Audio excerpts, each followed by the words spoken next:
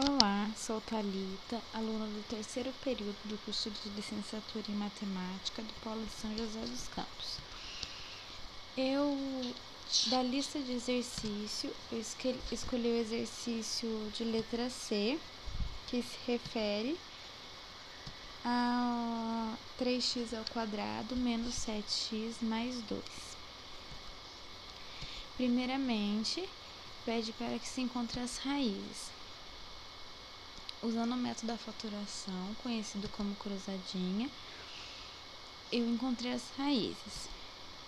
Passo a passo, devemos encontrar dois números que multiplicados resultem no termo A e depois dois números que multiplicados resultem no termo C. Então, o primeiro passo são dois números que multiplicados dão 3. No segundo passo, dois números que multiplicados dão 2. O terceiro passo é um pouquinho mais complicado, mas é só acostumar. Deve-se somar os produtos em cruz, de forma que se obtém o termo B, que é menos 7. Então, multiplicando 1 por menos 1, dá menos 1, e 3 por menos 2 dá menos 6. Somando menos 1 e menos 6 dá menos 7. Então, pela fatoração, nós temos que é igual a x menos 2 vezes 3x menos 1. Logo, x é igual a 2 e x é igual a 1/3.